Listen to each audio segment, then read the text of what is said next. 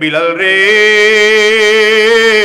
আমি নবীর কবরের সামনে তো আবু বকর দাঁড়ায়, উমর দাঁড়ায়, উসমান দাঁড়ায়, আলী দাঁড়ায়, সব সাহাবীরাই তো দাঁড়ায়, বিলাল তুই কই?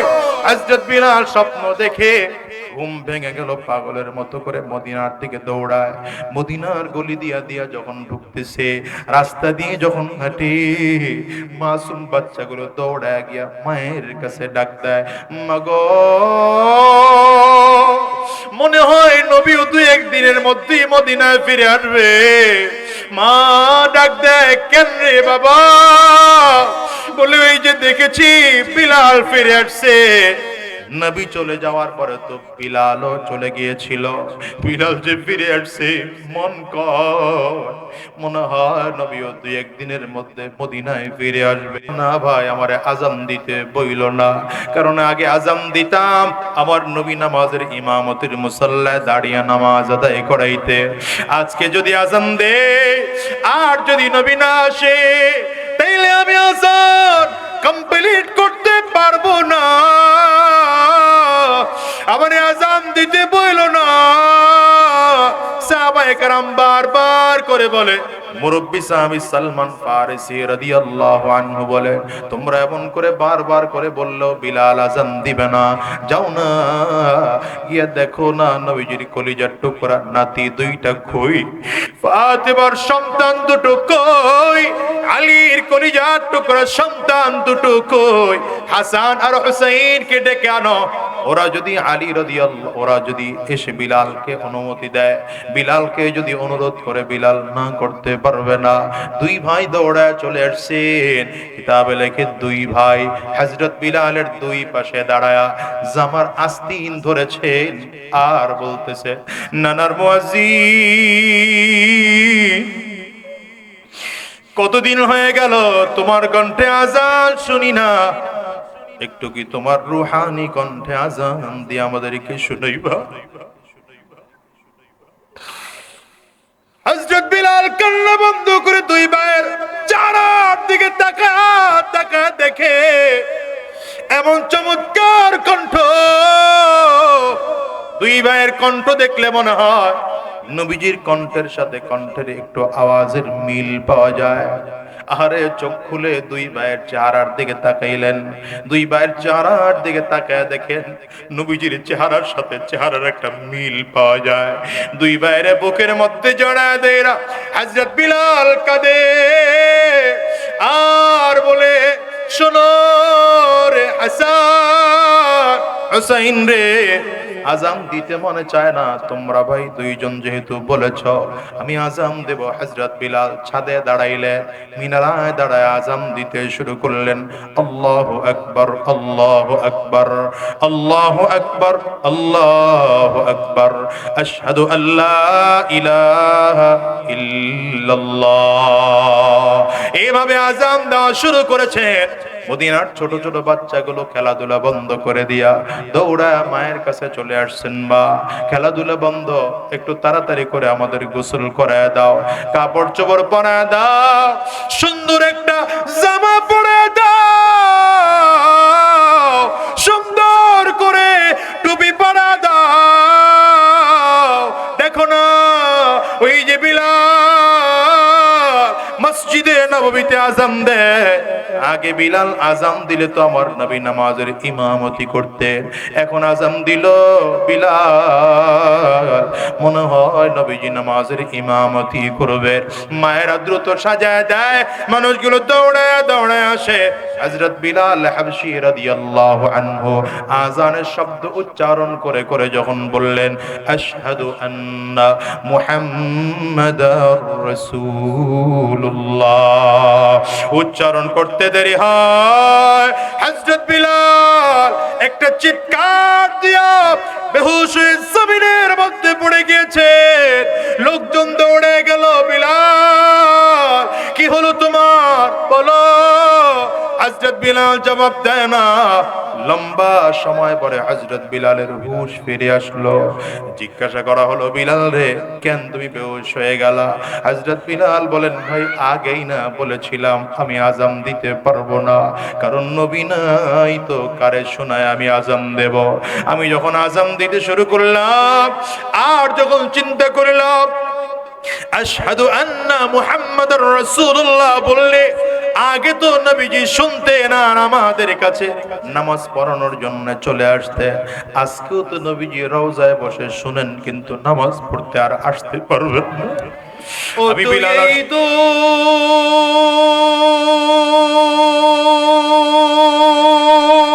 দুনিয়ার মায়া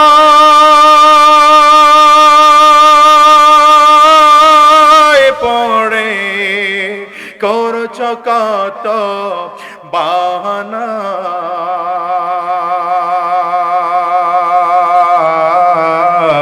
এই যে নয় তোরা আসল বাড়ি, বলেন না, এই যে নয় তোরা আসল বাড়ি, কবর যে তোরা আসল ঠিকানা।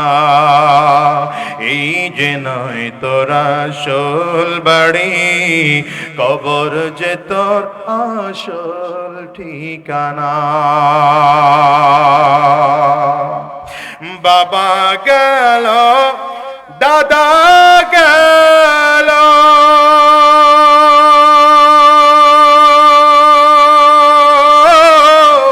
একে একে সব হারালো, পূর্বপুরুষ সবই গেল,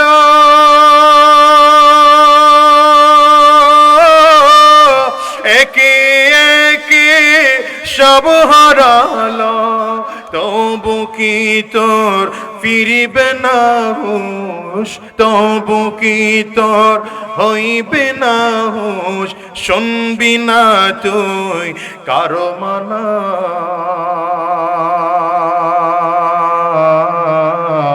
এই যে নয় তোরা আসল বাড়ি, কবর যে তোরা আসল ঠিকানা। বলেন, ইয়া আইয়ুহাল্লাযীনা আমানুত্তাকুল্লাহ ওয়া কুনু মা'আস সাদিকিন। সাদাকাল্লাহুল আযীম ওয়া সাদাকা রাসূলুহুন নাবিয়্যুল কারীম ওয়া নাহনু আলা যালিকা মিনাশ শাহিদিনা ওয়াশ শাকিরিন والحمد لله رب العالمين. سبحانك لا علم لنا إلا ما علمتنا إنك أنت العليم الحكيم. رب اشرح لي صدري ويسر لي أمري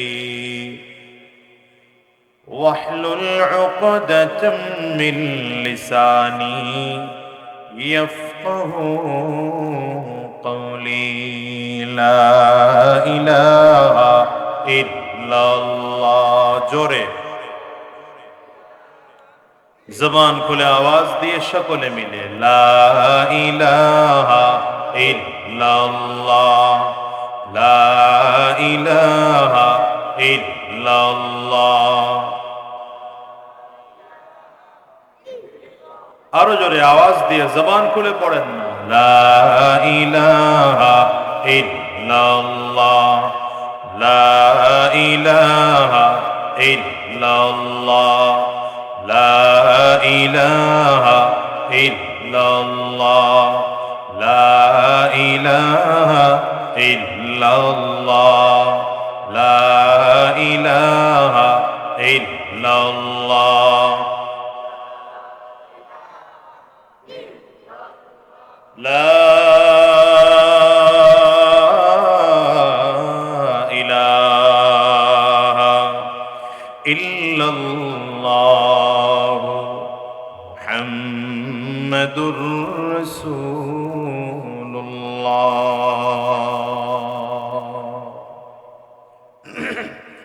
জামিয়া হাজি সিরাজ আলী মহিলা মাদ্রাসা, অত্র মাদ্রাসার উদ্যোগে আয়োজিত আজকের এই ইসলামী সম্মেলন।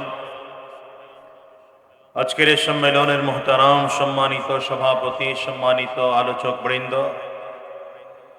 মঞ্চে উপস্থিত জাতির রাহবার, জাতির সরদার সরতাজ হযরত উলামায়ে কারাম, সম্মুখমানে সমবেত দিন প্রিয়, ইসলাম প্রিয়, দিনদার ইমানদার মুমিন মুসলমান মর্দে মুজাহিদ ভাইরা, মুরব্বী বাবাজিরা, যুবক বন্ধুরা, কচি কাঁচা মাসুম বাচ্চারা, পর্দার অন্তরালে অবস্থানরত সম্মানিতা শ্রদ্ধা মা ও বোনেরা, আল্লাহ পাকের শুকর যে আল্লাহ তাআলা আপনাকে আমাকে অত্যন্ত দয়া করে, মায়া করে, মহাব্বত করে ভালোবেসে আজকের এই কোরআনী মজলিসে, জান্নাতি বাগানে, ইমানদারদের মজলিসে, আল্লাহ ওয়ালাদের মজলিসে, বিশেষ করে আল্লাহ পাকের জাকিরিন ও শাকিরিন বান্দাদের মজলিসে যে রব্বি করিম, মৌলাই করিম আপনাকে আমাকে আসার বসার তৌফিক দান করেছেন, সে মহান রব্বুল ইজ্জত ওয়াল জালালের দরবারে শুকর আদায় করি। আমরা সকলেই জবান খুলে আওয়াজ দিয়ে জোরে সরে বলি আলহামদুলিল্লাহ। আমি চারিদিকে খেয়াল করে দেখতেছি বাদামের ছড়াছড়ি চলতেছে এখানে, মানে মনে হয় যেন পার্কের মধ্যে বসছে আর কি, বাদাম কিনে এনে বন্ধু বান্ধব মিলে গড়ে পড়তে খাইতেছে। ভাই এটা বোঝা দরকার, এটা কোরআনী মাহফিলের মজলিস। এই মজলিসে আদবওয়ালা মানুষের দাম, বে আদবের দাম নাই। বুঝতেছেন আমার কথা? ওই বাদাম খাওয়েন না দলেরা, বুঝতেছো কথা? এখানে আদবওয়ালা মানুষের দাম আছে। ইলম এটা ভিন্ন এক জিনিস। আল ইলমু নূরুন, ইলম হচ্ছে একটা আল্লাহ পাকের নূরের একটা অংশ। সুতরাং এটা লা ইউতা লিআসি, যেমন গুনাহগারকে দেবেন না, তেমন বেয়াদবকে আল্লাহ ইলম দিবেন না। আপনাদের এই মোমেন শাহী অঞ্চলে রাগ করেন না কথাটায়। আমি তো এক সময় অনেক প্রোগ্রাম করছি আপনাদের এই অঞ্চলে, ওই 2010, 11, 8, 9 ওই দিকে, ফারেক হওয়ার পরে পরে যখন প্রথম দিকে মাহফিল শুরু করছি, এখনই নাম শুনলেই ডর করে। ডর করার কয়েকটা কারণ। এক নম্বর হলো মাশাআল্লাহ এখনকার শ্রোতা মনোযোগী না, বেশিরভাগ শ্রোতা হলো অমনোযোগী। এরা এখন দেখে ঘরে ঘরে মাহফিল, এখানে মাহফিল, ওখানে মাহফিল, ওখানে ওখানে ওখানে, অভাব নাই মাহফিল। আর বক্তারও অভাব নাই, বাংলাদেশের হুজুর করে পাওয়া যায় সহজে। পৃথিবীর কোন দেশের হুজুরদেরকে এত সহজে পাবেন না আপনি। এটা হলো প্রথম সমস্যা। এই জন্য আমি আলোচনা করে কোনো শান্তি পাই না এই অঞ্চলের মানুষের সাথে। আর দ্বিতীয় নম্বর কারণ হলো, যতদিন দ্বিতীয় বক্তা আছিলাম, তৃতীয় বক্তা আছিলাম, চতুর্থ বক্তা আছিলাম, মাগরিবের পর পর শিডিউল আমার হইতো, ঠিক আছিল, মজা লাগতো কথা কয়ে, অথবা 8টা 9টার দিকে হয়ে যাইত মাহফিলের আলোচনার সময়। আলহামদুলিল্লাহ, যখন থেকে প্রধান বক্তা বানাইতে শুরু করলো, এই অঞ্চলের মানুষ আমার উঠাইতে শুরু করলো 12টার পরে। বলা শুরু করলো, হুজুর আইসইন, খাইসইন, ইতা কাইবাইন, কাইন হইতে পড়ইন, ঘুম পাড়ায় রাখে 12টার পরে উঠে। এটা আমি আমার তবিয়তের সাথে নিতে পারি না। কারণ আমাদের বরিশাল অঞ্চলের যে মাহফিলগুলো, এগুলো সাধারণত 11টা, 11:15টায় মোনাজাত হয়ে যায়, আখিরি মোনাজাত হয়ে যায়। এই যেমন আপনি এখন দেখেন ঈশার নামাজ পড়ে বসে, এখন তো মাঠ কানায় কানায় ভরার কথা। ওনারা চিন্তা করে মাত্র ঈশা হইল, আস্তে আস্তে যায় আর কি, 12টা 1টায় চলবো, 2টা পর্যন্ত মোনাজাত হবে, 2টার পর আস্তে আস্তে যাই আর কি, ঠিক না? আলোচক মনে হয় কেউই আলোচনা করেন না এখন পর্যন্ত, নাকি? হ্যাঁ, দেখি দেখি আমি পোস্টারের কয়জন হুজুর এখন আলোচনা করছে। এই মুস্তাকুন নবী, কি বলে, মুস্তাকিম বিল্লাহ হামিদে ভাই আসছে? কই উনি পরে আলোচনা করবেন, তাহলে উনি এখনো করেন নাই।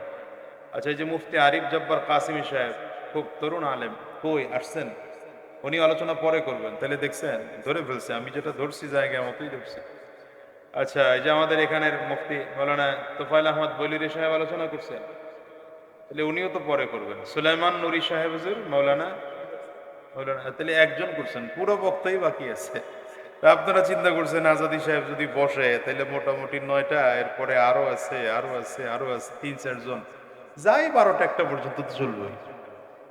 অথচ এশার নামাজ হয়ে গেল। দেখেন, ওলামায়ে কেরাম রাগ করেন না, কিন্তু কথাটা বুঝছেন।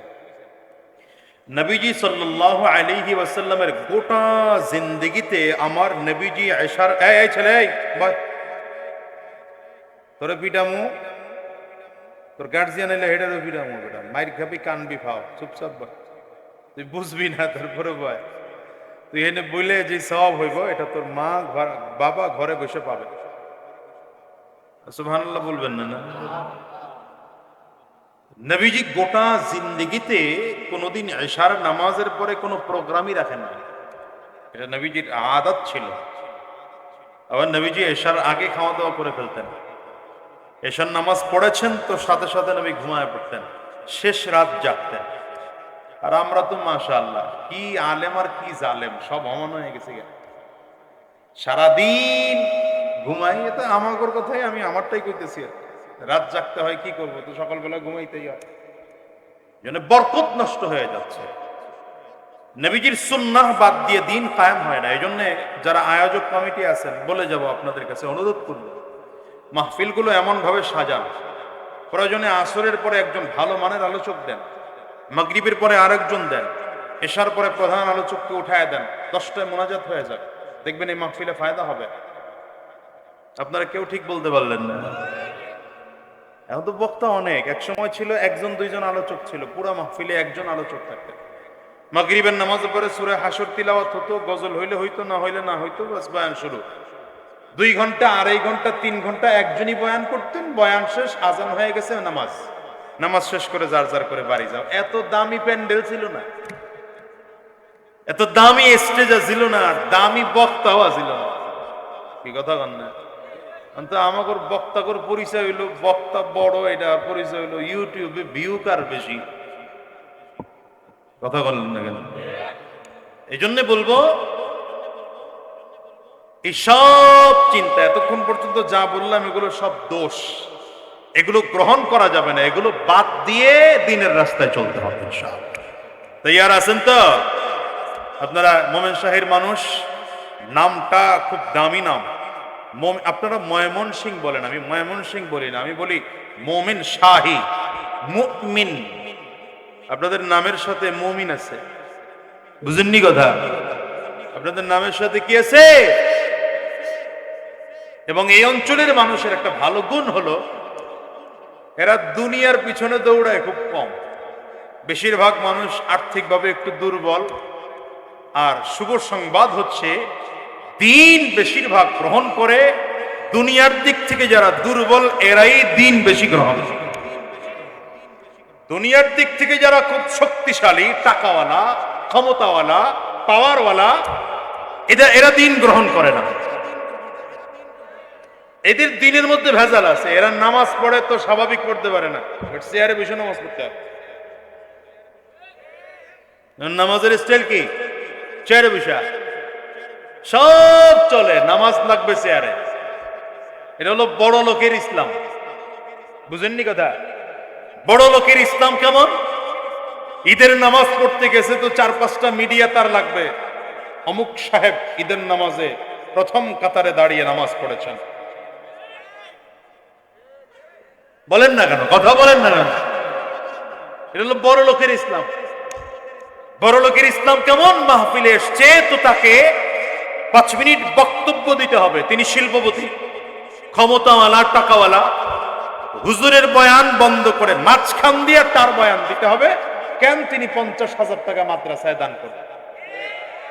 এটা হলো বড় লোকের ইসলাম। বড় লোকের ইসলাম কেমন? জাকাত দিবে তো জাকাত দেওয়ার আগে এলাকায় স্লিপ বিতরণ করে, কে কে জাকাত পাবে। বলে যার যার হাতে স্লিপ আছে এরা কাতারে ধরেন, লাইন ধরেন, গেটের সামনে দাঁড়ায়, পত্রিকার ক্যামেরাওয়ালারা গিয়ে দাঁড়ায় থাকে, ছবি তুলে, আর উনি জাকাতের কাপড় বিতরণ করে। আছে না নাই? আর গরিবের ইসলাম হলো খেতে খামারে কাজ করে, গামছা আগের থেকে রেডি করে নিয়ে গেছে, কারণ জায়নামাজ নিয়ে গেলে ঝামেলা। গামছাটা পানির মধ্যে দিয়া খলায়া পরিষ্কার করে পাশে এক জায়গায় বিছা দাঁড়ায় গেছে নামাজে। আপনি বলতে পারেন এই নামাজের দাম কত? আপনি চিন্তা করতে পারেন এই নামাজের দাম কত? গরিব মানুষ, টাকা নাই, সারাদিন রিক্সা চালিয়েছে, অটো চালিয়েছে, ভ্যান চালিয়েছে, বেশি বাড়ে নাই মাহফিলে, চুপে হিসাবে গোপনে গোপনে হুজুরের কাছে এসে, হুজুর এই 100 টাকা রাইখা দেন হুজুর, রশিদ টশিদ লাগবে না। ভয়ে চায় না বেটাই করবে, চিন্তা করে মাইশে দেয় 10,000 20,000, আমি নিয়ে এসি 100, গোপনে গোপনে দেয়। আরে দানের উসুলি তো এটা, গোপনে দিবা। ওই 50,000 টাকা আর ওই ব্যক্তির মাত্র কত? ওজন দেন না, ওজন দেন না, ওজন দেন না। 100 টাকার ওজন অনেক বেশি, ঠিক কিনা বলেন? গরিব মানুষের নামাজ এমন, গরিব মানুষের ইবাদত এমন। ধনী মানুষের ইবাদতে ভেজাল। গরিব মানুষ যখন ইবাদত করে তো নামাজে দাঁড়ালেও তার মনে চিন্তা, আল্লাহ তুমি ছাড়া তো আর আমার কেউ নাই, আমার নাই টাকা, নাই পয়সা, নাই ধন, নাই ইজ্জত, নাই দৌলত, নাই কিছু, নাই ক্ষমতা, কিচ্ছু নাই, আসো তো তুমি আল্লাহ, তোমার দরবারে দাঁড়াইলাম। এই গরিব মানুষ তো দাঁড়াইলে এই চিন্তা করে, আর বড় লোক নামাজে দাঁড়ানোর আগে চিন্তা করে সবই তো আমার, মসজিদও আমি করে দিছি, ইমাম সাহেব আমার বেতন নিয়ে চলে, খাদেম সাহেব আমার বেতনে চলে, আমি সভাপতি সাহেব। ঠিক না? ঠিক না? আল্লাহ আমাদের বুঝার তৌফিক দান করুন, বলেন আমিন। আমার এই ভাইটা মোবাইলের কথা শেষ করলে আমি কথা শুরু করব, এটা করা যাবে না ভাইয়া, এটা বন্ধ করতে হবে। আপনি ওটা এখন সাইলেন্ট মুড করে রাখেন, যদি জরুরি কেউ থাকে মেসেজ দিয়ে দেন যে আমি পরে কথা বলবো আপনার সাথে, মাহফিলে আছে, এটা বলে দিবেন। এই যে এখন তো আরেক ওয়াজ বের করে দিল, আমি তো মূল জায়গায় যাইতেই পারলাম না। হুজুর আর কষ্ট পাইতেছেন আপনারা, এখানে আয়েন নাকি? আপনারা আমার কাছে না এলে তো আমি কথা কয়ে শান্তি পাই না। হ্যাঁ সামনে এনে, হ্যাঁ সামনে আমার লগে বইবেন। হ্যাঁ, তো এই যে মোবাইল, এই জাতিটারে মোবাইলে খাইছে।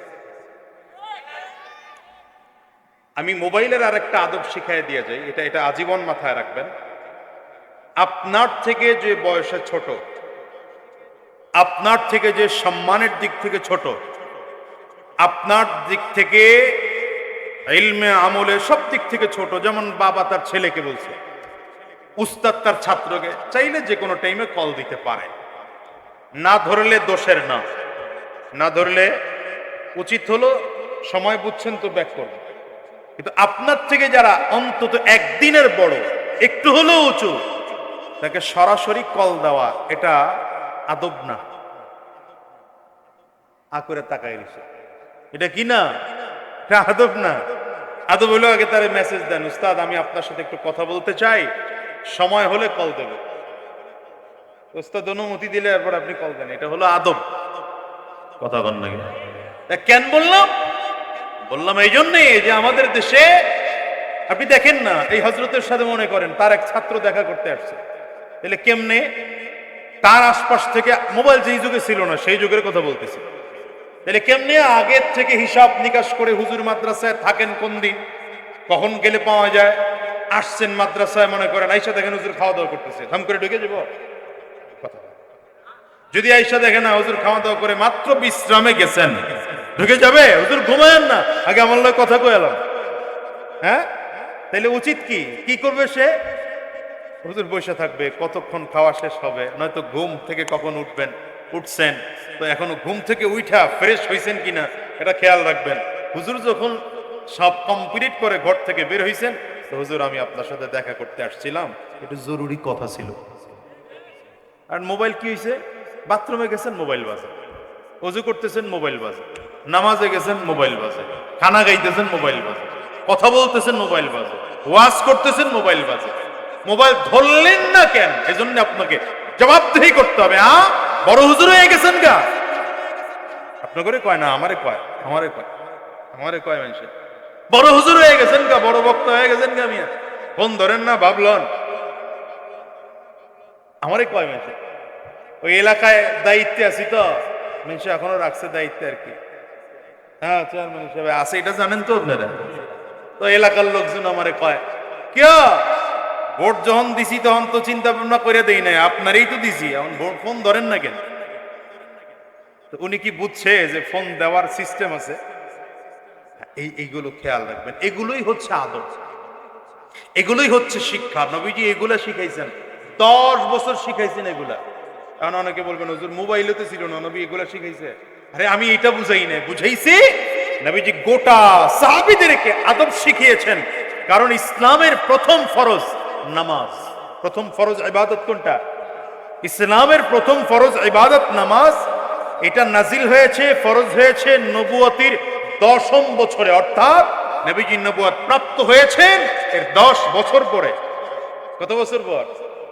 এই 10 বছর নবীজি কি শিখাইছেন?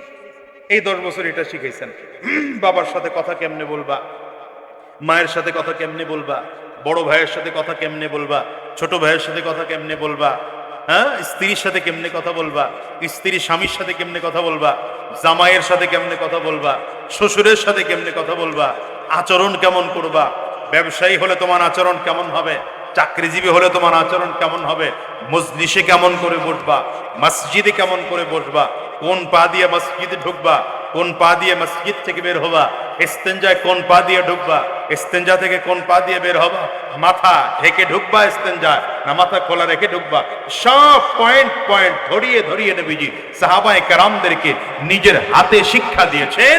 এজন্য কাফির একটা এসে হযরত ওমর ফারুক রাদিয়াল্লাহু আনহুরে ডাক দাও, তোমাদের নবী তো এমন এক নবী, তুচ্ছ করে বলতেছে আর কি, তোমাদের নবী এমন একজন নবী যে একেবারে মানুষে বাথরুমে কেমনে যাবে এটাও শিখায়।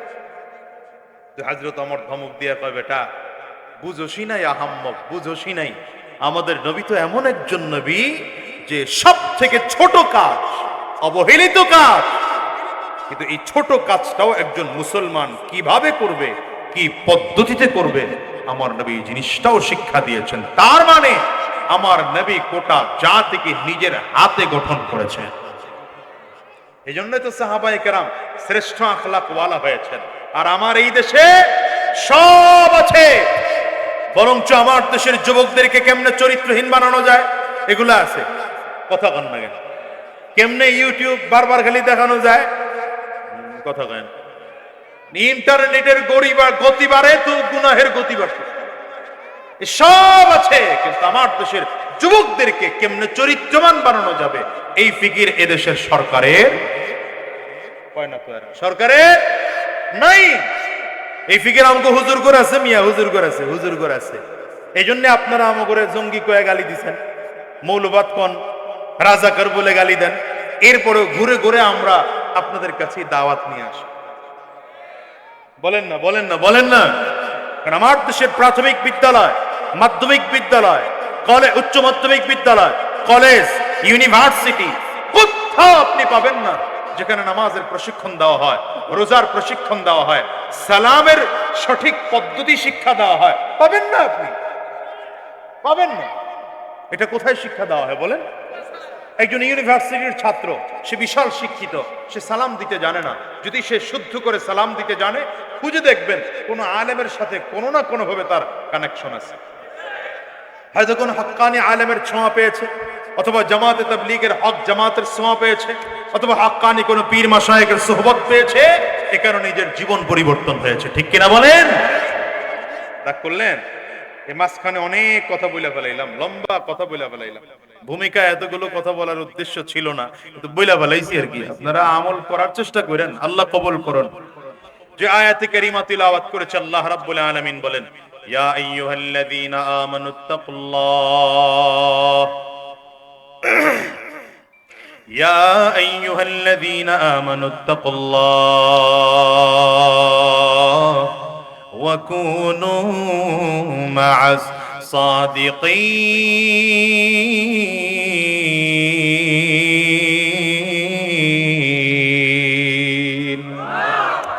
আল্লাহ তাআলা বলেন, ইমানদার দুইটা গুণ অর্জন করো। গোটা পৃথিবীর ইমানদারদেরকে আল্লাহ তাআলা বলেছেন। কাদেরকে বলেছেন? এই জোরে বলেন, কাদেরকে বলেছেন? ইমানদারদেরকে আল্লাহ বলেছেন। বেঈমানদেরকে আল্লাহ তাআলা বলেন নাই, কাফিরকে বলেন নাই, মুশরিককে বলেন নাই, ইহুদিকে বলেন নাই, নাসারাকে বলেন নাই, হিন্দুদেরকে বলেন নাই, বৌদ্ধদেরকে বলেন নাই, যারা ইমানদার রব্বে কারীম তাদেরকে বলেছেন। এখন বলেন কারা ইমানদার?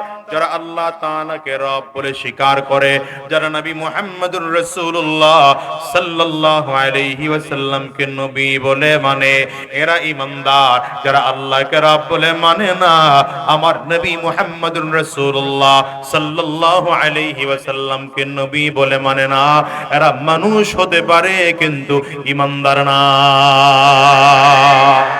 বলেন ইমানদার কারা? যারা আল্লাহকে জোরে বলে না, আমাদের রবকে আঙ্গুল উঁচা করে বলেন, আঙ্গুল উঁচা করে চিৎকার করে গলা ফাটায় বলেন, আরো জোরে বলেন আমাদের রবকে, চিল্লায় আরো জোরে বলেন আমাদের রবকে। আল্লাহ আমার রব, এই রবি আমার সব। বলেন না আল্লাহ আমার, সবাই বলে না, অলস জাত বলো, আল্লাহ আমার রব, এই রবি আমার সব। আল্লাহকে রব বলে মেনে নেওয়া, এটার নাম ঈমান। দ্বিতীয় নম্বর, নবী মুহাম্মদুর রাসূলুল্লাহ সাল্লাল্লাহু আলাইহি ওয়াসাল্লামকে নবী বলে মেনে নেওয়া, আল্লাহ পাকের প্রেরিত বান্দা বলে মেনে নেওয়া, আল্লাহ পাকের রাসূল বলে মেনে নেওয়া, এটার নাম হলো ঈমান। যারা আল্লাহকে রব বলে বিশ্বাস করে, নবীকে রব বলে বিশ্বাস করে। আবার ঈমানে মুফাসসালের মধ্যে আল্লাহ তাআলা আরো বিস্তারিত বলেছেন, শুধু আল্লাহকে রব মানলেই ঈমানদার হওয়া যায় না, নবীকে নবী মানলেই ঈমানদার হওয়া যায় না, সাথে সাথে আরো কিছু জিনিসগুলো অ্যাড করতে হয়। যেমন আল্লাহ তাআলা শিখাইলেন, নবীজি শিখাইলেন, আমানতু বিল্লাহ ওয়া মালাইকাতি ওয়া কুতুবি। পড়েন না, আমানতু বিল্লাহ পড়েন, জোরে বলেন, আমানতু বিল্লাহ ওয়া মালাইকাতি ওয়া কুতুবি ওয়া রুসুলি واليوم الآخر والقدر خيره وشره من الله تعالى والبعث بعد الموت। এই সাতটা বিষয়কে মনে প্রাণে মেনে নেওয়ার নাম ঈমান। কয়টা বিষয়? এক নম্বর আল্লাহ মানলাম, দ্বিতীয় নম্বর নবী মানলাম, তিন নম্বর আসমানি কিতাব মানলাম, চার নম্বর ফেরেশতা মানলাম, পাঁচ নম্বর কিয়ামত দিবস মানলাম, ছয় নম্বর তাকদীরের ভালো মন্দ আল্লাহ থেকে ফয়সালা হয় এটাও মেনে নিলাম, সাত নম্বর কিয়ামত দিবসের উপরে বিশ্বাস করলাম। মৃত্যুর পরে আবার উঠতে হবে, পুনরুত্থান। যেমন হিন্দুরা লড়াচড়া করেন না হুজুর, এমনি করেন না, আপনি সামনে আগাইবেন আর না। যদি মাহফিলের দায়িত্ব থাকে তাইলে স্টেজে বইবেন না, আর স্টেজে বইলে ওয়াজ শুনতে হইব। ওয়াল বাসি বাদাল মাউত, এটা ঈমানের একটা অঙ্গ। কারণ বেঈমান অনেকে বিশ্বাস করে না যে মৃত্যুর পরে পুনরুত্থান হবে। কি কথা কন না?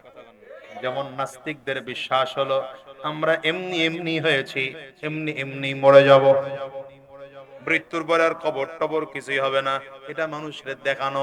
জান্নাত বলতেও কিছু নাই, জাহান্নাম বলতেও কিছু নাই। নাউজুবিল্লাহ, 4-5 দিন পরে, একদিন পরে যেমনে কইতেছেন তাতে মনে হয় ফরমালিনে ভিজায় রাখছেন, টান দিয়ে উঠাইতে কষ্ট হইতেছে। জোরে বলেন,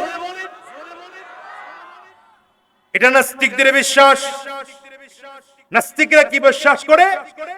পুনরুত্থান বলতে কিছু নেই, কিয়ামত নাই, হাসর নাই, মিজান নাই, পুলসিরাত নাই। মরে গেল তো মাটি হয়ে গেল। যেমন গরুটা মরে তো মাটি হয়ে যায়, গাধাটা মরে তো মাটি হয়ে যায়। এরা মনে করে মানুষও মরে যাবে আর মাটি হয়ে যাবে। হ্যাঁ, এটা হলো কাফিরদের বিশ্বাস, নাস্তিকদের বিশ্বাস। আপনারা বলেন তো মানুষ মরে যাবে আর মাটি হয়ে যাবে? বলেন না, বলেন না, বলেন না, বলেন না। হ্যাঁ, ইসলাম বলে মানুষ মরবে, মাটি হবে না, মরার পরে জীবন শুরু হবে। মরার পরে, আরে বলেন, মরার পরে জীবন শুরু হবে। এটা আসল ঠিকানা না তো? এই ঠিকানাটা আসল না দুনিয়ার। বাড়ির জন্য, গাড়ির জন্য, টাকার জন্য যত মেহনত করেন সব রেখে অন্ধকার কবরে যেতে হবে কি হবে না, চিল্লায় বলে। এই যে নয় বাড়ি কবর যে তোর আসল ঠিকানা, বলেন না। এই যে নয় তোর আসল বাড়ি কবর যে তোর আসল ঠিকানা। ও তুই এই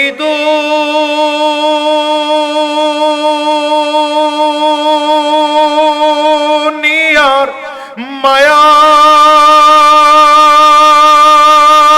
মায়ায় পড়ে করছ কত বাহানা,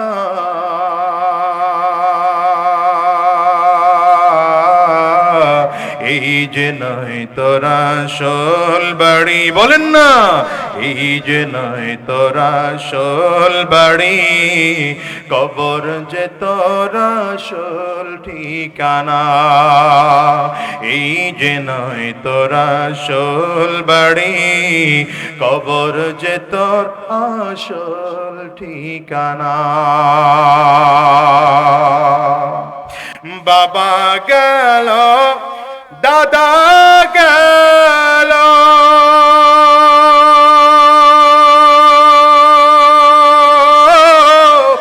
একে একে সব হারালো, পূর্বপুরুষ সবই গেল,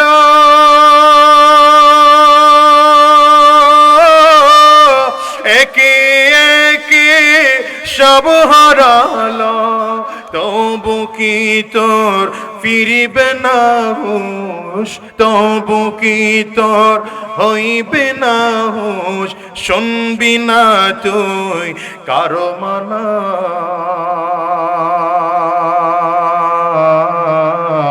এই যে নয় তোরা আসল বাড়ি কবর যে তোরা আসল ঠিকানা, বলেন। এই যে নয় তোরা আসল বাড়ি কবর যে তোর। বাজান এই দুনিয়ায় ফেরাউন ছিল, নমরুদ ছিল, কারুন ছিল, সাদ্দাত ছিল, হামান ছিল, আবু জাহাল ছিল, আবু লাহাব ছিল, উতবা ছিল, সায়বা ছিল। বলেন তো এরা দুনিয়ার ভালো মানুষ না খারাপ মানুষ? এরা দুনিয়া আছে না দুনিয়ার থেকে বিদায় হয়েছে? আবার ভিন্ন দিকে তাকান, আদম আলা নবীনা আলাইহিস সালাতু ওয়াস সালাম, পয়গম্বর মুসা আলাইহিস সালাম, পয়গম্বর ইউসুফ আলাইহিস সালাম, পয়গম্বর ইব্রাহিম আলাইহিস সালাম, পয়গম্বর ইসহাক আলাইহিস সালাম, পয়গম্বর ইসমাঈল আলাইহিস সালাম, পয়গম্বর দাউদ আলাইহিস সালাম, পয়গম্বর নূহ আলাইহিস সালাম, পয়গম্বর সুলাইমান আলাইহিস সালাম, পয়গম্বর ঈসা আলাইহিস সালাম, আখির জামানার পয়গম্বর জনাবে মুহাম্মদুর রাসূলুল্লাহ সাল্লাল্লাহু আলাইহি ওয়াসাল্লাম। গোটা দুনিয়ার মধ্যে এরা ভালো মানুষ। বলেন তো এরাও জমিনে আছে না জমিন থেকে বিদায়? বুঝে গেল ভালো মানুষগুলো দুনিয়ায় থাকবে না, খারাপ মানুষগুলো দুনিয়ায় থাকবে না, সুন্দর মানুষটাও জমিনে থাকবে না, অসুন্দর মানুষটাও দুনিয়ায় থাকবে না। দেখেন তো বোকা মানুষটাও জমিনে বাঁচতে পারবে না, বুদ্ধিমান মানুষটাও জমিনে বাঁচতে পারবে না, কোটি কোটি টাকার মালিক জমিনে বাঁচতে পারবে না, রাস্তার ফকির সেও বাঁচতে পারবে না, এমপি মন্ত্রী মিনিস্টার সেও জমিনে বাঁচতে পারবে না, আবার যার কোনো পাওয়ার নাই সেও জমিনে বাঁচতে পারবে না, সব জমিন থেকে বিদায়। প্রশ্ন হলো কি নিয়ে জমিন থেকে বিদায় হব? এই জন্য আল্লাহ ইমানদারদেরকে বলেন, ইয়া আইয়ুহাল্লাযীনা আমানুত্তাকুল্লাহা ওয়া কুনু মাআস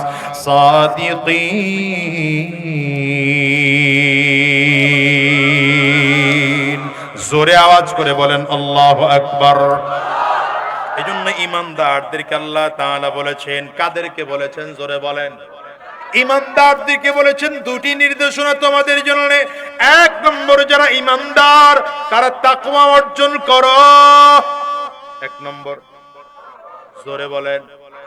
মুখস্থ করেন, আরো আওয়াজ দিয়ে জোরে বলেন। এক নম্বর কি অর্জন করতে বলেছেন? তাকওয়া অর্জন করতে বলেছেন। তাকওয়া মানে কি? তাকওয়া মানে হলো ভয়। কার ভয়? আল্লাহর ভয়। আঙ্গুল উঁচা করে বলেন, কার ভয়? আরো জোরে, আরো জোরে, কার ভয়? চিল্লায় জোরে বলেন, কার ভয়? দ্বিতীয় নম্বর, রব্বে কারীম বলেন, ওয়াকুনু মা'আস সাদিকিন। দেখো তাকওয়া অর্জন করলা তো তাকওয়ার পাওয়ার কমে বাড়ে।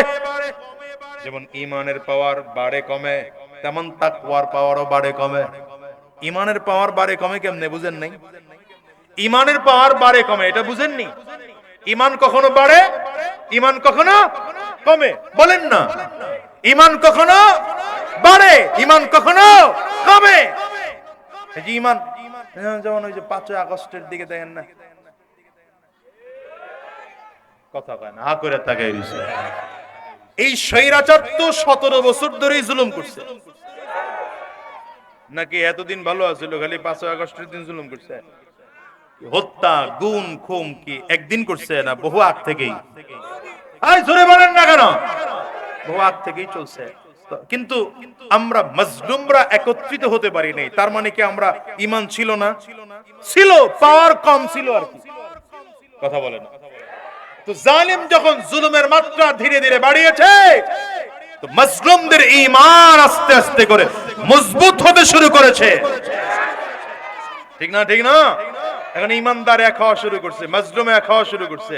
মাজলুমরা যখন এক হচ্ছে, ইমানদাররা যখন এক হচ্ছে, ধীরে ধীরে এমন হয়েছে ইমানদারদের শক্তি এমন পাওয়ার বেড়েছে, যদিও তারা মাজলুম, যদিও তারা সব থেকে দুর্বল, কিন্তু ইমানে বলে যখন বলিয়ান হয়েছে, তো স্বৈরাচারের জন্য দুপুরের খানা পাকানো হয়েছে, না খেয়ে পালাতে হয়েছে, না খেয়ে পালাতে হয়েছে।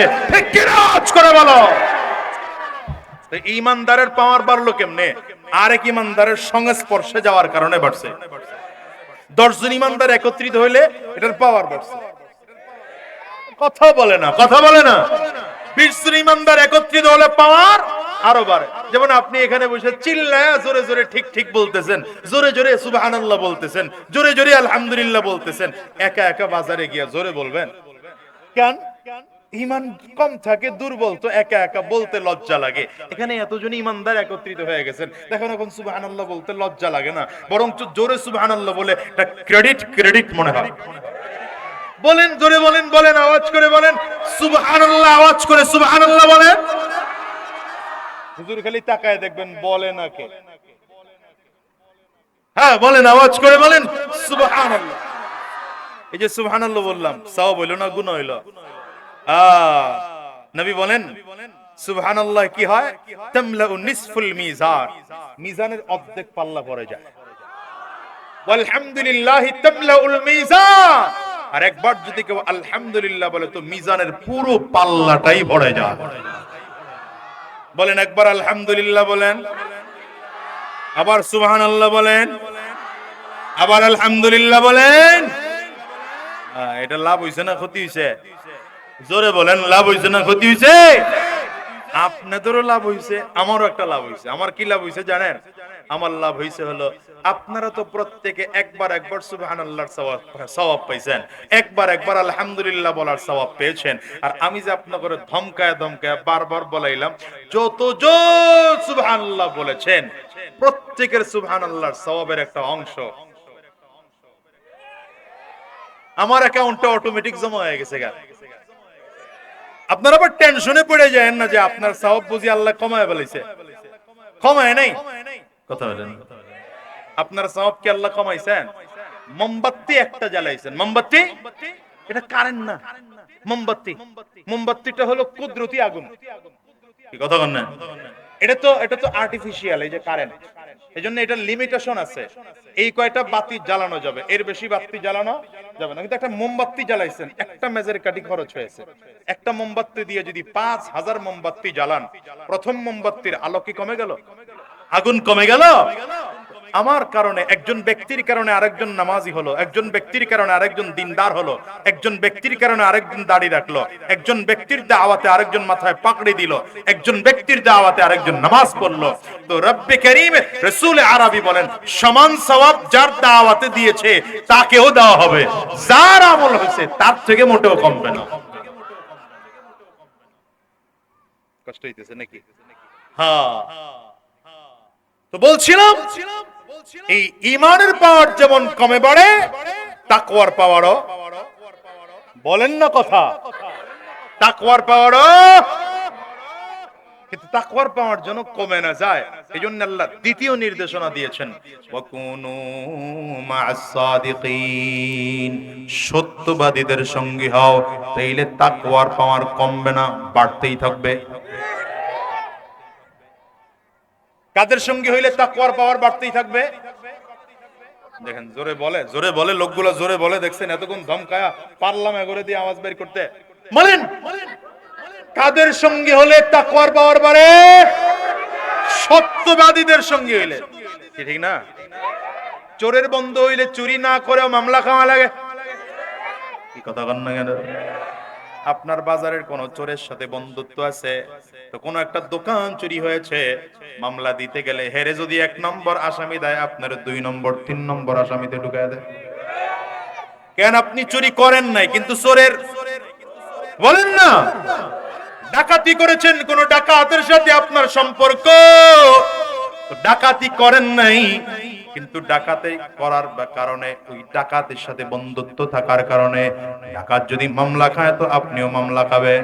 হিসাব করে দেখেন না, চোরের বন্ধু হওয়ার কারণে যদি চুরির অপবাদ সহ্য করতে হয়, ডাকাতের বন্ধু হওয়ার কারণে যদি ডাকাতের অপবাদ সহ্য করতে হয়, রব্বে কারীম বলেন গোলাম রে, তাকওয়াবানদের সঙ্গে যদি হও তাইলে তোমার তাকওয়াও বেড়ে যাবে। এই জন্যই তো সাহাবায়ে কেরাম নবীজির সঙ্গী হয়েছেন, পৃথিবীর সব থেকে দামি মানুষের সঙ্গী হয়েছেন। সাহাবায়ে কেরাম সব থেকে দামি মানুষের সঙ্গী হয়েছিলেন, এই জন্য সাহাবায়ে কেরাম দামি মানুষ হয়েছেন। এমন দামি মানুষ, উম্মতের সিরিয়াল, জান্নাতে যাওয়ার সিরিয়াল যখন আসবে, সর্বপ্রথম আবু বকর সিদ্দিক রাদিয়াল্লাহু আনহু জান্নাতে যাবে, সর্বপ্রথম ওমর ফারুক জান্নাতে যাবেন। কেন যাবেন? কারণ যার সোহবতে ছিলেন সেই নবী তো সবার আগে জান্নাতে যাবে। এই জন্য পয়গম্বর বলেন, শোনো দুনিয়ার মানুষেরা, কিয়ামতের ময়দানে আমি নবীকে ডাকা হবে জান্নাতের গেট খুলে দেওয়ার জন্য, কারণ আমি নবীর হাতে জান্নাতের গেটের চাবি কাঠি থাকবে। চিল্লা জোরে বলেন আল্লাহু আকবার। পয়গম্বর বলেন, আমি আমার হাতের চাবিটা দিয়া জান্নাতের গেটটা খুলে দেব। আমি আমার হাতের চাবি দিয়া যখন জান্নাতের গেটটা খুলে দেব, কোন নবীরা আমার আগে জান্নাতে ঢোকার পারমিশন পাবেন না। সবার আগে আমি নবী মুহাম্মদুর রাসূলুল্লাহ সাল্লাল্লাহু আলাইহি ওয়াসাল্লাম জান্নাতের মধ্যে ঢুকব। আমি নবী জান্নাতে ঢোকার পরে অন্যান্য নবীরা জান্নাতে ঢোকার পারমিশন পাবে। অন্যান্য নবীরা জান্নাতে ঢোকার সিরিয়াল যখন শেষ হয়ে যাবে, উম্মতের সিরিয়াল যখন আরম্ভ হবে, পয়গম্বর আরবি বলেন, সর্বপ্রথম আমার আবু বকরের জন্য জান্নাতের 8টা দরজা একসাথে খুলে দেওয়া হবে। বলা হবে, আবু বকর, কোন দরজা দিয়া তোমার জান্নাতে ঢুকতে মনে চায়? যেই দরজা দিয়া জান্নাতে ঢুকতে মনে চায়, দরজা সব খুলে দেওয়া হলো। যেই দরজা দিয়ে ঢুকতে মনে চায় সেই দরজা দিয়া জান্নাতে ঢুকে যাও। চিল্লা জবান খুলে আওয়াজ দিয়ে বলেন আল্লাহু আকবার। আবু বকর উম্মতের মধ্যে সবার আগে কেন জান্নাতি হলেন? আমার ফারুক সবার আগে কেন জান্নাতি হলেন? উসমান বিন আফফান উম্মতের মধ্যে সবার আগে কেন জান্নাতি হলেন? কারণ এমন নবীর সুহবতি ছিলেন যেই নবী সব নবীর আগে জান্নাতে যাবে। জানেন তো আরো আশ্চর্যের ব্যাপার হলো, আমার নবীর একজন উম্মত আছে, যে উম্মত আমার নবীরও আগে জান্নাতে যাবে। কি বলছি বলেন? কি বললাম? এখন কি বললাম? নবীর কে যাবে? কে যাবে? নবীর উম্মত। আল্লাহু আকবার বলেন না, মাশাআল্লাহ, বিজা বলেছে। এমন একজন উম্মত আছে যে উম্মত নবীর আগেও জান্নাতে যাবে, অথচ আমার নবীর আগে কেউ জান্নাতে যাওয়ার পারমিশনটাই পাবে না। কিন্তু আমার নবীর আগে একজন জান্নাতে যাবে, কে তিনি? বলেন বলেন, আওয়াজ করে বলেন। নবী আমার ডাক দেয়, এরে বিলাল, কিয়ামতের ময়দানে আমি নবী যেই সাওয়ারিতে আরোহণ করে জান্নাতের মধ্যে ঢুকবো, সেই সাওয়ারির লাগাম ধরে ধরে ধরে তুমি বিলাল আমি নবীর আগে জান্নাতে যাইবা। দেখছেন পাওয়ার? আরে ভাই রাখেন না, কি এক অসুবিধা, বসেন, এটা করতে হইব এখানে বসে, কিন্তু ওয়াজ শুনতে আইছি। আমার নবীর উম্মতের পাওয়ার, তাইলে নবীর পাওয়ার কেমন? বুঝে না কথা, বুঝে। যেই নবীর উম্মত নবীর আগে যায়, আপনারা আমার এখানে দাওয়াত দিবেন, আমার ড্রাইভারের দাওয়াত দিবেন, বলেন না কথা। সে ওই মাহফিলে আসছে না আসে নাই? আরে বলেন না জোরে, আসছে না আসে নাই? আমাকেও যে প্রটোকল দিয়েছেন তারও একই প্রটোকল, বরঞ্চ আমার আগে সে ঢুকলো। কেন ঢুকলো? সে আমার যে ড্রাইভার, কথা কেন ঠিক না? নবী বলেন, আবু বিলাল তুমি আগে যাওয়ার লোক না, তুমি আগে যাওয়ার লোক না, কিন্তু আমি নবীর যেই সাওয়ারির লাগামটা যে ধরছো, আরে বুঝে না ওই লাগামটা যে ধরছো, এই জন্য আমি নবী ঘোষণা দিলাম, আমার রশির লাগাম ধরে ধরে তুমি আমার আগে জান্নাতে যাইবা, আমার আগে জান্নাতে যাইবা। এই জন্য জিবরিল আমিন ওই জান্নাত যখন আমার নবীকে দেখাচ্ছিলেন, হাতে ধরে ধরে আমার নবীকে জান্নাত দেখায় জিবরাইল। পয়গম্বর খেয়াল করেন, কে যেন সামনে হাঁটে, জুতার আওয়াজ পাওয়া যায়, ঠক ঠক করে করে খরম দিয়া হাঁটে, কে যেন আওয়াজ পাওয়া যায়। পয়গম্বর জিজ্ঞাসা করলেন, জিবরাইল রে, কে আমার আগে হাঁটে আওয়াজ পাওয়া যায়? জিবরিল আমিন বললেন, পয়গম্বর এটা আর কেউ নয়, আপনার সাহাবী বিলালের হাঁটার আওয়াজ পাওয়া যায়। মুহাদ্দিসিন মুফাসসিরিনগণ বলেন, বিলালের এত কেন দাম? এত দাম হওয়ার কারণ হলো হযরত বিলাল হাবশীর একটা দামি আমল ছিল। কি দামি আমল? মদিনায় যতদিন আমার নবী ছিলেন, ততদিন হযরত বিলাল আমার নবীর সামনে সামনে সামনে সামনে হাঁটতে। হযরত বিলাল হাবশীর একটা চমৎকার অভ্যাস হলো, আমার নবীর আগে আগে হযরত বিলাল হাঁটতেন। নবীর জন্য যদি রাস্তার মধ্যে কোনো কাঁটা থাকতো, হযরত বিলাল আগে আগে হেঁটে হেঁটে পথের কাঁটা সরায়া দিতেন। যদি পাহাড়িয়া রাস্তার মধ্যে পাথর থাকতো, তাইলে হযরত বিলাল পাথরগুলো সরায়া সরায়া নবীর জন্য রাস্তা তৈয়ার করে দিতেন। এই জন্যই তো জানো, পয়গম্বর যেদিন জমিন থেকে বিদায় হয়ে গেলেন, রাসূলুল্লাহ সাল্লাল্লাহু আলাইহি ওয়াসাল্লামের ইমামতির মুসাল্লায় দাঁড়া হযরত আবু বকর প্রথম যেদিন ফজরের আযান দেওয়ার পরে ফজরের নামাজের ইমামতি করার জন্য দাঁড়াইলেন। ফজরের নামাজ কমপ্লিট হয়ে গেল, পেছন দিকে ফিরলেন, হযরত বিলাল হাত দুটো বাড়িয়েছে, বাড়িয়ে বললেন, ভাই আবু বকর অনুমতি দেন, আর মদিনায় থাকবো না। হযরত ওমর ডেকে বলেন, কেন রে বিলাল, কেন তুই মদিনায় থাকবি না? কি অসুবিধা তোর? নবী নাই, এমনিতে আমাদের মনটা খারাপ, তোমার কণ্ঠের আজান শুনলে আমাদের মনটা একটু ভালো হয়ে যায়, তুমি একটু আজান দাও না। হযরত বিলাল বলেন, না আমি মদিনায় থাকতে পারবো না। হযরত উসমান বিন আফফান রাদিয়াল্লাহু আনহু বলেন, বিলাল রে, মনে হয় নবী থাকা অবস্থায় নবীর কাছ থেকে টাকা সম্পদ নিয়া নিয়া নিয়া তুমি খরচ করতা, আজকে বুঝি নবী নাই, তো কার কাছ থেকে সম্পদ নিয়া খরচ করবা? এই লজ্জায় বুঝি মদিনা ছাড়তে চাও? আবু বকর বলেন, বিলাল যাওয়া লাগবে না, যাওয়া লাগবে না, আমি এখন খলিফাতুল মুসলিমিন, আমি এখন আমিরুল মুমিনিন, তুমি মসজিদে নববীর মুয়াজ্জিন, এজন্য তোমাকে বাইতুল মাল থেকে একটা ভাতা নির্ধারণ করে দেব। তুমি যদি চাও প্রতি মাসের যখনই লাগবে ভাতা চাইয়া তুমি নিয়ে নিয়ে খরচ করতে পারবা।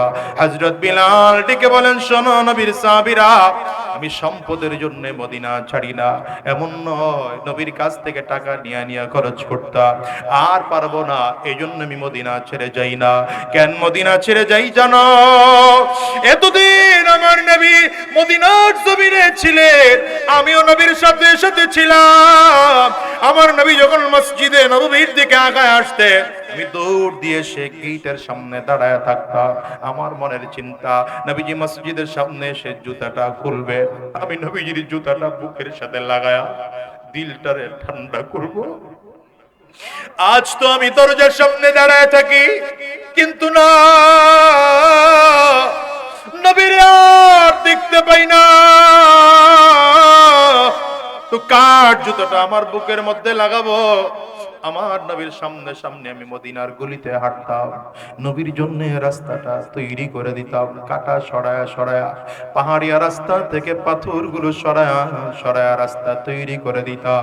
নবী নাই তো কার জন্য পাহাড়িয়া রাস্তা থেকে কাটাটা সরাবো, পাহাড়িয়া রাস্তা থেকে পাথরগুলো সরাবো?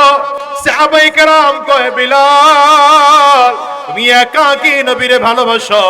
আমরা কি নবীরে ভালোবাসি না? হযরত বিলাল ডেকে বললেন, নবীর সাহাবীরা তোমরাও ভালোবাসো, আমিও নবীরে ভালোবাসি, কিন্তু হয়তো তোমরা নবীজির রওজা বা কবর দেখলে সহ্য করতে পারো। আমি বিলাল যখন আমার নবীর রওজার দিকে তাকাই, আমি আমার নবীর কবরের দিকে যখন তাকাই, বুকটা ছিঁড়ে যায়। নবীজির কবরের দিকে তাকায়া থাকতে পারি না, আমার দিলটা ছিঁড়ে যায়। এই জন্য আমি মদিনায় থাকতে পারবো না, আমারে ছেড়ে দাও, আমি চলে যাব, মদিনা ছেড়ে চলে যাব। লম্বা সময় পথ পাড়ি দিয়ে চলে গেলেন হযরত বিলাল, কেউ রাখতে পারলো না তারে মদিনায়। লম্বা সময় হয়ে গেল, 6 মাস পরে বিলাল হাবশী রাদিয়াল্লাহু আনহু মদিনার দিকে ঢুকতেছে। কে যেন রাতের অন্ধকারে দাঁড়ায়া দাঁড়ায়া ডাক দেয়, বিলাল রে। আমি নবীর কবরের সামনে তো আবু বকর দাঁড়ায়, উমর দাঁড়ায়, উসমান দাঁড়ায়, আলী দাঁড়ায়, সব সাহাবীরাই তো দাঁড়ায়, বিলাল তুই কই? হযরত বিলাল স্বপ্ন দেখে ঘুম ভেঙে গেল, পাগলের মতো করে মদিনার দিকে দৌড়ায়। মদিনার গলি দিয়া দিয়া যখন ঢুকতেছে, রাস্তা দিয়ে যখন হাঁটে, মাসুম বাচ্চাগুলো দৌড়ায় গিয়া মায়ের কাছে ডাক দেয়, মাগো মনে হয় নবীও দুই একদিনের মধ্যেই মদিনায় ফিরে আসবে। মা ডাক দেয়, কেন রে বাবা? বলে ওই যে দেখেছি বিলাল ফিরে আসছে। নবী চলে যাওয়ার পরে তো বিলালও চলে গিয়েছিল, বিলাল যে ফিরে আসছে মন কর, মনে হয় নবীও দুই একদিনের মধ্যে মদিনায় ফিরে আসবে। না ভাই, আমারে আজান দিতে বইল না, কারণ আগে আজান দিতাম আমার নবী নামাজের ইমামতির মুসাল্লায় দাঁড়িয়ে নামাজ আদায় করাইতে। আজকে যদি আজান দে আর যদি নবী না আসে, তাইলে আমি আজান কমপ্লিট করতে পারবো না, আমারে আজান দিতে বইল না। সাহাবায়ে কেরাম বারবার করে বলে, মুরব্বী সাহাবী সালমান ফারিসি রাদিয়াল্লাহু আনহু বলে, তোমরা এমন করে বারবার করে বললো বিলাল আজান দিবে না, যাও না গিয়া দেখো না নবীজির কলিজার টুকরা নাতি দুইটা কই, ফাতেমার সন্তান দুটো কই, আলীর কলিজার টুকরা সন্তান দুটো কই, হাসান আর হুসাইনকে ডেকে আনো। ওরা যদি আলী রাদিয়াল্লাহু, ওরা যদি এসে বিলালকে অনুমতি দেয়, বিলালকে যদি অনুরোধ করে, বিলাল না করতে পারবে না। দুই ভাই দৌড়ায় চলে আসছেন, কিতাবে লেখে দুই ভাই হযরত বিলালের দুই পাশে দাঁড়ায়া জামার আস্তিন ধরেছেন আর বলতেছে, নানার মুয়াজ্জিন, কতদিন হয়ে গেল তোমার কণ্ঠে আজান শুনি না, একটু কি তোমার রুহানি কণ্ঠে আজান দিয়ে আমাদেরকে শুনাইবা? হযরত বিলাল কান্না বন্ধ করে দুই ভাইয়ের চারার দিকে তাকা দেখে এমন চমৎকার কণ্ঠ, দুই ভাইয়ের কণ্ঠ দেখলে মনে হয় নবীজির কণ্ঠের সাথে কণ্ঠের একটু আওয়াজের মিল পাওয়া যায়। আহারে চোখ খুলে দুই ভাইয়ের চেহারার দিকে তাকাইলেন। দুই ভাইয়ের চেহারার দিকে তাকায় দেখেন নবীজির চেহারার সাথে চেহারার একটা মিল পাওয়া যায়। দুই ভাইয়ের বুকের মধ্যে জড়ায় দেয় হযরত বিলাল কাঁদে আর বলে, শোনো রে হাসান হুসাইন রে, আজান দিতে মনে চায় না, তোমরা ভাই দুইজন যেহেতু বলেছ আমি আজান দেব। হযরত বিলাল ছাদে দাঁড়াইলে মিনারায় দাঁড়ায় আজান দিতে শুরু করলেন। আল্লাহু আকবার, আল্লাহু আকবার, আল্লাহু আকবার, আল্লাহু আকবার, আশহাদু আল্লা ইলাহা ইল্লাল্লাহ। এইভাবে আজান দেওয়া শুরু করেছেন। মদিনার ছোট ছোট বাচ্চাগুলো খেলাধুলা বন্ধ করে দিয়া দৌড়া মায়ের কাছে চলে আসছেন। বা খেলাধুলা বন্ধ, একটু তাড়াতাড়ি করে আমাদের গোসল করায় দাও, কাপড় চোপড় পরায় দাও, সুন্দর একটা জামা পরে দাও, সুন্দর করে টুপি পরা দাও। দেখো না ওই যে বিলাল মসজিদে নববীতে আজান দেয়। আগে বিলাল আজান দিলে তো আমার নবী নামাজের ইমামতি করতেন, এখন আজান দিল বিলাল, মনে হয় নবীজি নামাজের ইমামতি করবে। মায়েরা দ্রুত সাজায় দেয়, মানুষগুলো দৌড়ায় দৌড়ায় আসে। হযরত বিলাল হাবশী রাদিয়াল্লাহু আনহু আজানের শব্দ উচ্চারণ করে করে যখন বললেন আশহাদু আন্না মুহাম্মাদার রাসূলুল্লাহ, উচ্চারণ করতে দেরি হয়, হযরত বিলাল একটা চিৎকার দিয়া বেহুশ হয়ে জমিনের মধ্যে পড়ে গিয়েছে। লোকজন দৌড়ে গেল, বিলাল কি হলো তোমার, বলো। হযরত বিলাল জবাব দেয় না। লম্বা সময় পরে হযরত বিলালের হুঁশ ফিরে আসলো। জিজ্ঞাসা করা হলো, বিলাল রে, কেন তুমি বেহুশ হয়ে গেলা? হযরত বিলাল বলেন, ভাই আগেই না বলেছিলাম আমি আজান দিতে পারবো না, কারণ নবী নাই তো কারে শোনায় আমি আজান দেব। আমি যখন আজান দিতে শুরু করলাম আর যখন চিন্তা করলাম আশহাদু আন্না মুহাম্মাদার রাসূলুল্লাহ বললে আগে তো নবীজি শুনতেন আর আমাদের কাছে নামাজ পড়ানোর জন্য চলে আসতে। আজকেও তো নবীজি রওজায় বসে শুনেন, কিন্তু নামাজ পড়তে আর আসতে পারবেন না। আমি বিলাল আর সহ্য করতে পারি না, জমিন থেকে আমি বেহুশ হয়ে জমিনের মধ্যে পড়ে গেলাম। হ্যাঁ মুসলমান, এটা ছিল আমার নবীর মুহাব্বত। সাহাবায়ে কেরামদেরকে এমন আদর্শ আমার নবী শিখিয়েছে। সাহাবায়ে কেরাম আমার নবীকে এত মুহাব্বত করা শুরু করেছে। কেউ তো নিজের সন্তানের থেকে বেশি মুহাব্বত করে, কেউ তো নিজের বাবার থেকে বেশি মুহাব্বত করে, কেউ তো নিজের স্বামীর থেকে আমার নবীরে বেশি মুহাব্বত করে, কেউ তো নিজের কলিজার টুকরা সন্তানের থেকে আমার নবীরে বেশি মুহাব্বত করে। এজন্য উহুদের ময়দানে, বদরের ময়দানে নবীজি যেদিন যায়, একজন মহিলা ছোট্ট একটা বাচ্চা নিয়ে নবীজির সামনে হাজির।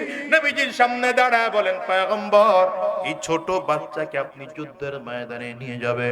পয়গম্বর ছোট বাচ্চার দিকে তাকায় বললেন, মাগো তোমার বাচ্চাটার দিকে তাকায় দেখে বাচ্চাটা অনেক ছোট, এই বাচ্চা তো হাঁটতেও পারে না, কোলের বাচ্চা, দুধের বাচ্চা, এই বাচ্চাকে যুদ্ধের ময়দানে নিয়ে কি করব? ও আমার সাথে যুদ্ধ করতে পারবে না, এই বাচ্চা তো বড় দুর্বল।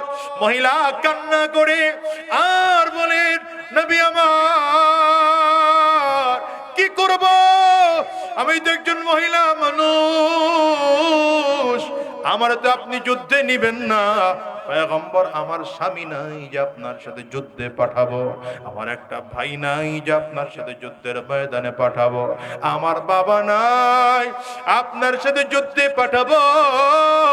পয়গম্বর, আমার একটা বড় সন্তান নাই যুদ্ধের ময়দানে পাঠাবো, ছোট বাচ্চা আছে, এই বাচ্চাটাকে আপনি নিয়ে যান যুদ্ধের ময়দানে। শুনেছি বদরের ময়দানে নাকি কাফিররা আপনারে মারার জন্য আসতেছে। কোন কাফির যদি আপনারে লক্ষ্য করে তীরগুলো মারে, আপনি আবার বাচ্চাটারে ধরবে, তীরগুলো এসা আমার বাচ্চার গায়ে গায়ে লাগবে। নবী আমার,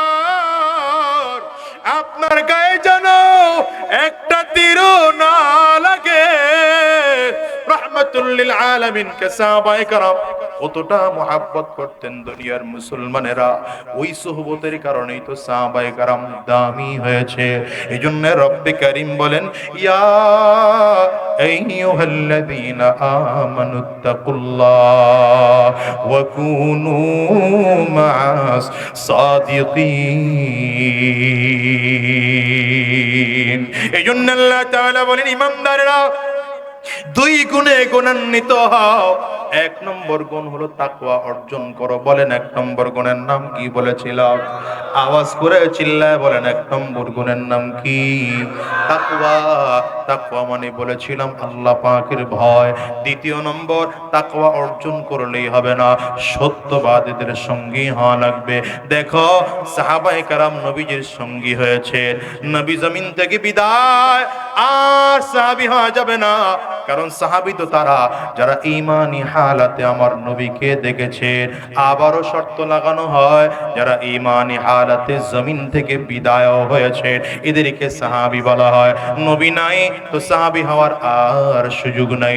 এখন সাহাবী দেখা যায়, তবে যারা সাহাবায়ে কেরামদেরকে ঈমানি হালাতে দেখেছে, ঈমানি হালাতে জমিন থেকে বিদায় হয়েছে, এদেরকে বলে তাবেঈন। শোনো, এক এক করে করে আবু বকর বিদায়, আমার বিদায়, উসমান বিদায়, সাহাবায়ে কেরামরাও বিদায় হতে আরম্ভ করেছে। এক এক করে করে যখন সব সাহাবীরা বিদায় হলেন, আর জমিনে তাবেঈন হওয়ার সুযোগ নাই। এখন গোটা জমিনের মধ্যে তাবেঈনরাই আছে। তবে হ্যাঁ, তাবেঈনদেরকে দেখা যায় যারা ঈমানি হালাতে তাবেঈন দেখেছে, ঈমানি হালাতে জমিন থেকে বিদায় হয়েছে, তাদেরকে তাবেঈন বলা হয়। পয়গম্বর আরবি সাল্লাল্লাহু আলাইহি ওয়াসাল্লাম এদের ব্যাপারে বলেন, খায়রুল কুরুনি করনি সুম্মাল্লাযীনা ইয়ালুনহুম সুম্মাল্লাযীনা ইয়ালুনহুম। পয়গম্বর বলেন, আমার যুগ সবথেকে উত্তম যুগ, আমার সাহাবীদের যুগ হলো সবথেকে উত্তম যুগ, এরপরে আমার তাবেঈনদের যুগ উত্তম যুগ, এরপরে তাবেঈনদের যুগ হলো উত্তম যুগ। দেখো তো, নবী নাই তো সাহাবী পাওয়া গেছে, সাহাবী নাই তো তাবেঈন পাওয়া গেছে, তাবেঈন নাই তো আইম্মে মুজতাহিদ তাবেঈন পাওয়া গিয়েছে, তারাও নাই তো আইম্মে মুজতাহিদিন পাওয়া গিয়েছে। আইম্মে মুজতাহিদিন নাই তো উলামায়ে মুতাকাদ্দিমিন ছিল, উলামায়ে মুতাকাদ্দিমিন নাই তো উলামায়ে মুতাআখিরিন ছিল। আমি তো মাঝে মাঝে বলি, এই বাংলার জমিনে দ্বীনের দাওয়াত দিতেন। দেখেন তো, একটা সময় এমন মানুষ ছিল, হাফিজ হুজুর রাহমাতুল্লাহি আলাইহি এদেশের মানুষকে দ্বীন ও ইসলামের কথাগুলো বলে বলে বলে বলে শোনাইতে। একটা সময় এমন ছিল, এদেশের মানুষদেরকে সদর সাহেব হুজুর রাহমাতুল্লাহি আলাইহি এদেশের মানুষকে দ্বীনের কথাগুলো বলে বলে শোনাইতেন। একটা সময় এমন ছিল, শায়খুল হাদিস আল্লামা আজিজুল হক রাহমাতুল্লাহি আলাইহি এদেশের মানুষকে দ্বীনের কথাগুলো বলে বলে শোনাইতেন। একটা সময় এমন ছিল, মুফতি আমিনী রাহমাতুল্লাহি আলাইহি এদেশের মানুষকে দ্বীনের কথাগুলো বলে বলে শোনাইতেন। এমন একটা সময় ছিল, কুতুবুল আলম কালো মানিক সৈয়দ ফজলুল করিম রাহমাতুল্লাহি আলাইহি এদেশের মানুষকে দ্বীনের কথাগুলো বলে বলে শোনাইতেন। এমন একটা সময় ছিল, আল্লামা শাহ আহমদ শফি রাহমাতুল্লাহি আলাইহি এদেশের মানুষকে দ্বীনের কথাগুলো বলে বলে শোনাইতেন। এমন একটা যুগ ছিল, যেই যুগের মানুষদেরকে আল্লামা জুনায়েদ বাবুনগরী রাহমাতুল্লাহি আলাইহি দ্বীনের কথাগুলো বলে বলে শোনাইতেন। আমি তো বলি, ধীরে ধীরে ধীরে ধীরে বড়রা জমিন থেকে বিদায় হয়ে গেল।